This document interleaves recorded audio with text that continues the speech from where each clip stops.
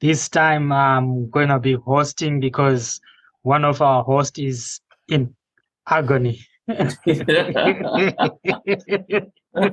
You can see him laughing all the way. We're going to start with the Premier League, and a lot has been happening over the weekend.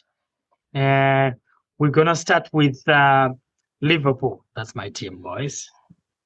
And they are continuing with the same trajectory. And they beat Nottingham Forest 3-0. Any comments, Tinas? And comments. Captain P. No comment at all. Did you watch the highlights? Yeah, I saw the highlights. Yeah, Liverpool is playing well. Look, Liverpool, I think it's back to form. It's got a refreshed midfield now. Exciting midfield.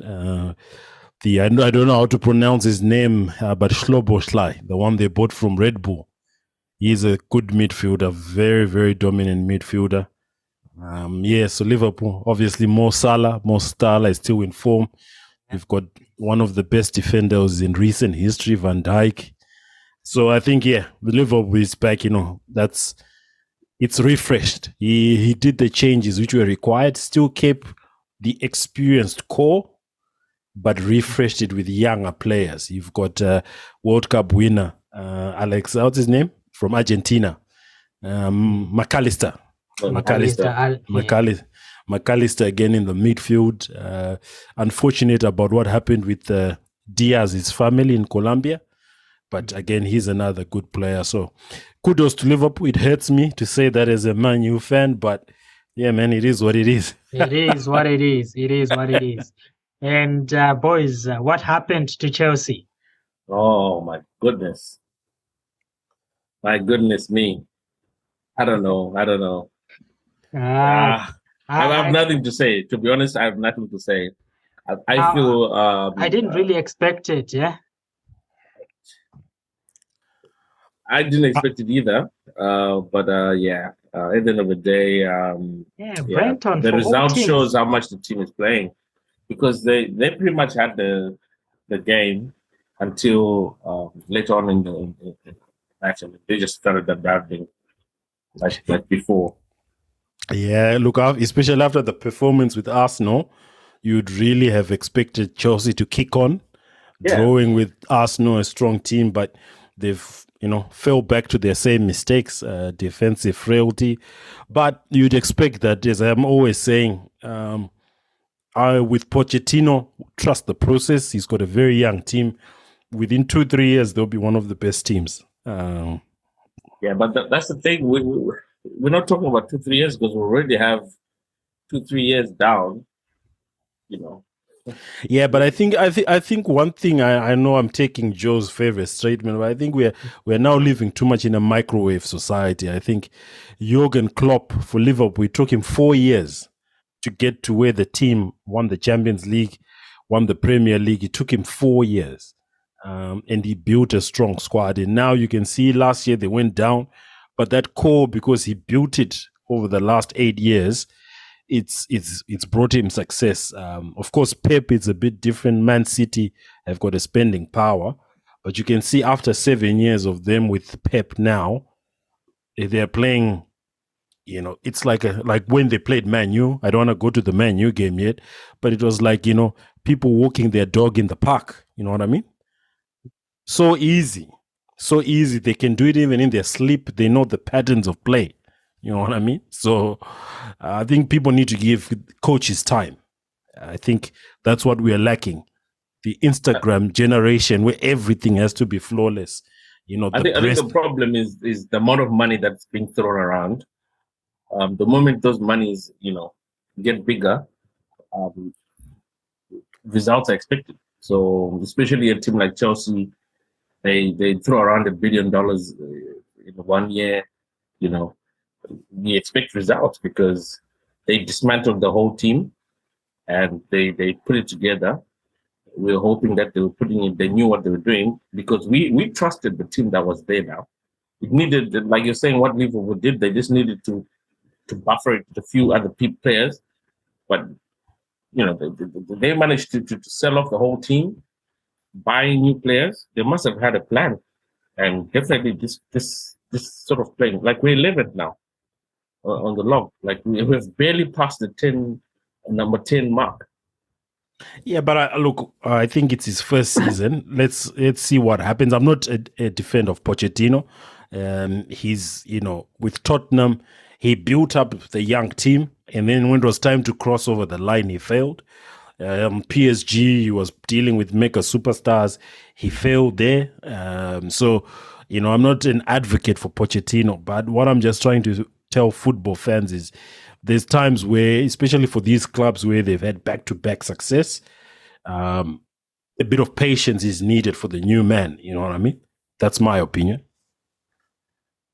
Yeah, awesome. All right. Whilst we are on this, speaking of Man U, I won't say anything. I'm going to let Leslie start the conversation about Manchester United versus Manchester City. Look, it was an absolute humiliating defeat. Going to bed at 4 a.m. watching that. Yeah. I knew it. The sleep won't come at 4 a.m. So you just have to have a shower and just start to do work at 4 a.m. because there's no point going back to bed and trying to wake up. So look, there's a gulf in class in terms of teams. Man City, as I said, they were playing like they are walking their dog in the park, man. Everything was so easy. The goals, some of the goals, Man United, they were just being shifted from left to right. And to be honest, I think Erik ten Hag overachieved with that team last season. He overachieved. Some of the signings he's made are a bit weird. Signing Mason Mount, I didn't see it as the right signing which was needed for the team. His mega signing Anthony, 100 million. Again, to me, which feels a bit of a waste of money because he is not really doing anything. So I believe giving managers time is the only next solution. He overachieved. Some of the signings are from the Van Gaal era. Imagine Van Gaal. That's 2014, 2015. You've got Martial. You've got Johnny Evans. You've got people from the Mourinho era, Lindelof. So it's not his team, basically. So Man United adopted the team and he's trying to make the best out of it. Yeah. So I'm saying he's not getting money to... No, look, he's gotten some money. Of course, he didn't spend it wisely, but you blame the people doing the transfer deals. Anthony could have been signed in the earlier part of the transfer window for 40 million.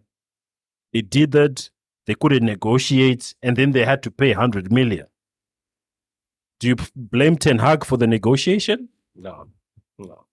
You know what I mean? So Anthony could have been bought for 40 million. We could have used the other 60 million to go and you buy Casemiro. Yes, he's a good player. He's done well for Real Madrid, but paying 70 million for Casemiro. Yeah, that's like paying 70 million for Thiago. Yeah. So we coming back to the match at hand. Yeah. What really transpired? Did you watch it, Tinas? Unfortunately, I did not watch it. I saved myself.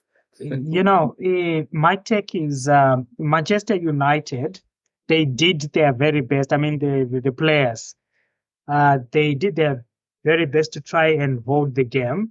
But Haaland was just slippery, boys. He was slippery. Yeah, but Haaland just finished off what I was saying about Man City. Yeah. Everyone knows what they're doing. You've got like Bernardo Silva.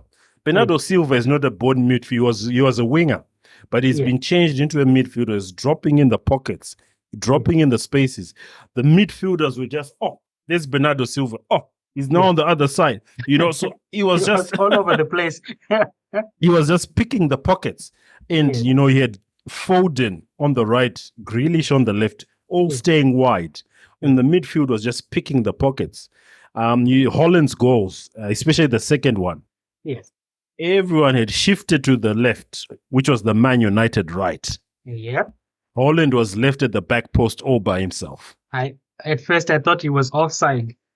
Yeah, even me, I thought he was offside. But that's how Man City plays. They shift you left, they shift you right, then they'll shift you back again to the left, and then everyone is dragged there. But look, Pep Guardiola has got the best team.